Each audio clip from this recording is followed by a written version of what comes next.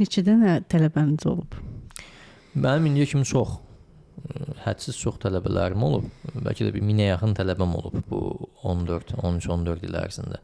Mən 14 il əvvəl bu işlərə başlamışam. Bir 10-11 ildir ki də müəllim kimi fəaliyyət göstərirəm bu sahədə. Çox tələbəm olub. Həm xarici ölkələrdən, həm Türkiyədə, həm Azərbaycandan. Bunların arasında yaddaş çempionları da olub. Çempionu soruşacaqdım. Neçə dənə çempionunuz olub? Çünki belə iddialı dediniz. İzləyicilərimizə maraqlı olacaq. Olub, bir neçə nəfər olub. İndi tam saylarını xatırlamıram. Çünki nəyə görə biz olimpiyadalara hazırlaşdırdığımız zaman məndən başqa da mentorluq eləyənlər olub onlara. Ona görə bir 3 nəfər, 4 nəfər var.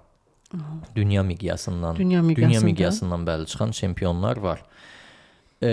Ki hər kəs çempion olmaq məcburiyyətində də deyil. İndi çempion deyəndə insanlarda biraz böyük bir şey yarana bilər, təəssürat yarana bilər.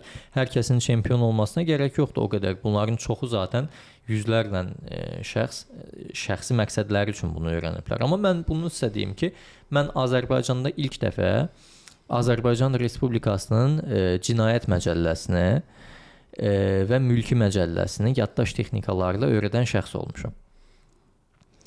Çox qəribə. Bəli, ölkəmizdə, Azərbaycan tarixində ilk dəfə bunu mən eləmişəm. Və indinin özündə də onu mən hazırdır, yəni onun tədrisini istəyən olanda eləyirəm. İki sahədə mən bunu çox ağır sahələr idi deyə insanlar daha çox müraciət edirdilər o barədə. Tibb və hüquq. Tibb və hüquq sahəsində diş həkimliyi uzmanlıq imtahanlarına, tibb uzmanlıq imtahanlarına, ümumiyyətlə tibbə, xarici dilə və hüquqa hazırlaşan çox tələbələrim olublar. Hansı ki, belə deyim də, bir cinayət məcəlləsini hüquqşünaslar bilərlər, qalın bir kitabda, orada 350-dən çox maddə var. O maddələrin, belə deyim də, gündə yarım saat, 1 saat rahat bir formada məşq eləməklə bir aya tam bir kitabı tam yadda saxlamaq mümkün olur. Hətta daha da tez bir zamanda. Bu yadında qalır. Yadında qalır. Və bunun yaxşı cəhəti nədir? Hüquq olsun, tibb olsun, xarici dil olsun, istənilən xarici dildəki sözləri çox soruşurlar ki, xarici dili öyrənməkdə necə faydası ola bilər? İstənilən bir xarici dilin əsas onurğa sütunu o dildəki sözlərdir. Ən çox istifadə olunan sözlərdir.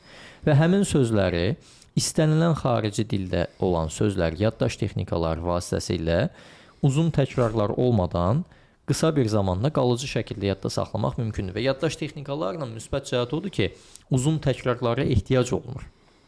Yəni lüğətlər hazırlanır, yazılır, diliş, tələffüz, tərcümə. Hamısını qısa bir zamanda uzun təkrarlar olmadan bir dəfəyə yadda saxlamaq